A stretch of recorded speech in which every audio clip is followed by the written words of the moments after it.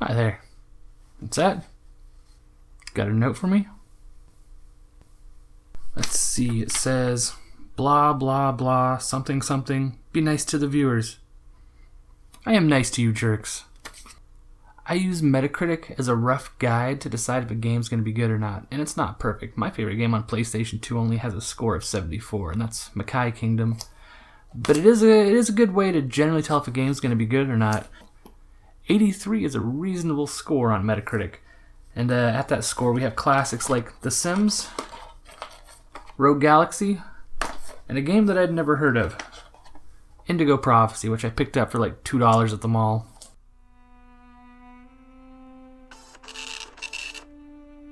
There's a lot to say about this game, although it is short. As it is entirely a plot-driven game, I'll only be showing the story sections from the first chapter. No spoilers. From French developer Quantic Dream, we have a cinematic style of game. It uses unique and interactive controls to play through a dark story with multiple characters. While the game isn't very long and has a few problems, the story is well crafted and will suck you in, assuming you're patient enough. Oh, this game is not for kids. Indigo Prophecy, also known as Fahrenheit, has been released and re-released on loads of systems from PS2 to iOS. It was created by French developer Quantic Dream and released by Atari here in North America. This is the second game in their library, following Omicron: The Nomad Soul, which is also the only game they have ever released which isn't available on the PlayStation system. Following Indigo Prophecy, they released Heavy Rain and Beyond Two Souls, both available on PlayStation 3 and 4. They also have a game scheduled for release in 2018 called Detroit: Become Human, also on PlayStation 4. Jumping into this game is pretty easy. You can choose to skip the tutorial if you'd like, but if you've never played, you'll need to do this. The controls are different from any other game I've played, with the right analog stick being used for interactive actions much of the time. The tutorial is short and to the point, one of the best I've ever played through. After the tutorial, you're greeted with this cutscene.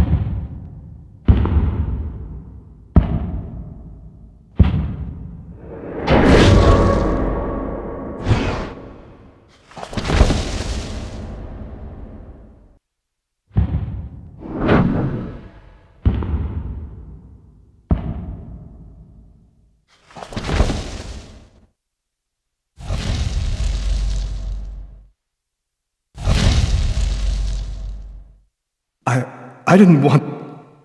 It was like a dream. And there it is. You're a killer. There's a cop nearby, and you need to hide the body and cover up the evidence. As if this isn't bad enough, after you've done this horrible thing, you switch control to the two police officers in charge of investigating this murder. How's it going, McCarthy? Evening, Inspector. I've been waiting for you. Hey, Tyler. It doesn't end here, though. Later in this game, this moral gray area gets explored a lot more. The game controls are pretty simple most of the time, but are certainly unique. They're meant to be more immersive, so you'll be pushing the right analog stick to push open doors, or pulling the analog stick down to pull things closed. There's even a part where you play with a yo-yo, and you'll have to pull off some creative moves with the analog stick. The movement may be the worst part of this game, though. Often the camera moves, but the controls don't always change with the movement, having you press left to go up and things like that. Camera control is usually sufficient, though there are some dark corners with doors that feel hidden that shouldn't be. This game does suffer from some of the problems that are standard with adventure games. For example, it's not always clear what you need to do next to advance the story. There are also some items that can be easily overlooked, which causes the game to end suddenly. Luckily, the game isn't punishing about sending you too far back to try again. It does a great job of pushing the story forward. Aren't you going to kiss me? So there it is, Indigo Prophecy, a game I had never heard of but was pleasantly surprised the first time I popped it into my PlayStation 2 and gave it a shot. I love you, Tyler. Like most PlayStation 2 games right now, this one is affordable, and it's worth a playthrough.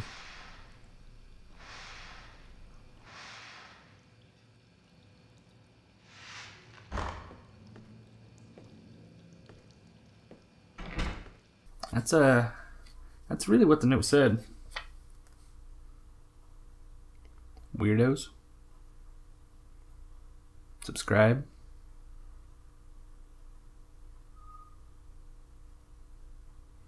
Like wouldn't hurt.